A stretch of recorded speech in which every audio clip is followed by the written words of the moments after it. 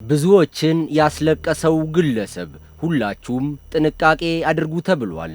በአዲስ አበባ ከተማ በርካታ መኖሪያ ቤቶች ውስጥ የሚገባው ይህ ግለሰብ በመጨረሻም ሊጋለጥ ችሏል።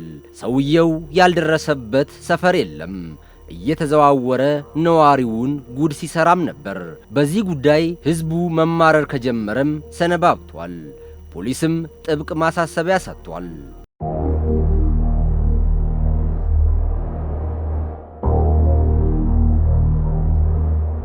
ይህ ግለሰብ አብርሃም አንጋው ይባላል። ድርጊቱን ሲፈጽም የነበረው በተለያየ ጊዜና ቦታ በአዲስ አበባ ከተማ በሚገኙ በርካታ መኖሪያ ቤቶች ውስጥ በመግባት ነው።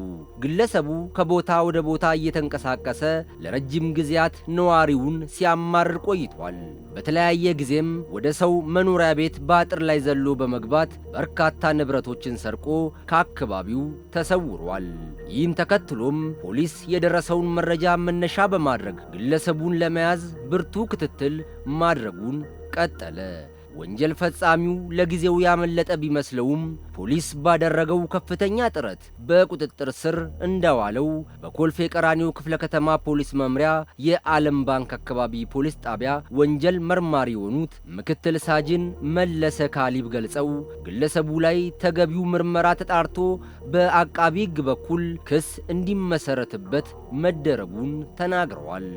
በተለያዩ ግለሰቦች መኖሪያ ቤት አጥር ዘለው በመግባት የተለያዩ ቴሌቪዥን፣ ላፕቶፖችና እነዚህን የመሳሰሉ ከቤት ውስጥ እቃዎችን ይዞ በመውሰዱ እሱን መነሻ አድርገን ምርመራ አጣርተን ፍርድ ቤት አርቲዲ ፈጣን ችሎት አቅርበን አቃቢ ሕግ በመዝገቦቹ ላይ ክስ መስርቷል። የተከሳሹን ጉዳይ የተመለከተው የፌዴራል የመጀመሪያ ደረጃ ፍርድ ቤት ኮልፌ ቀራኒዮ ምድብ ችሎት ተከሳሹ በፈጸመው ተደጋጋሚ የስርቆት ወንጀል ጥፋተኛነቱን በሰውና በሰነድ ማስረጃዎች በማረጋገጥ ተከሳሹን ያስተምራል፣ ሌሎችንም ያስጠነቅቃል በማለት በ3 የክስ መዝገቦች በ17 ዓመት ከ6 ወር ጽኑ እስራት እንዲቀጣ ወስኖበታል።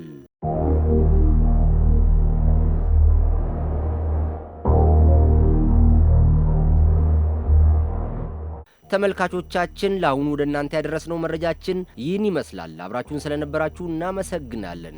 በቀጣይ አስተማሪ የሆኑ የጥንቃቄ መልእክቶች እንዲደርሷችሁ ቻናላችንን ሰብስክራይብ በማድረግ የሚዲያችን ቤተሰብ ይሁኑ።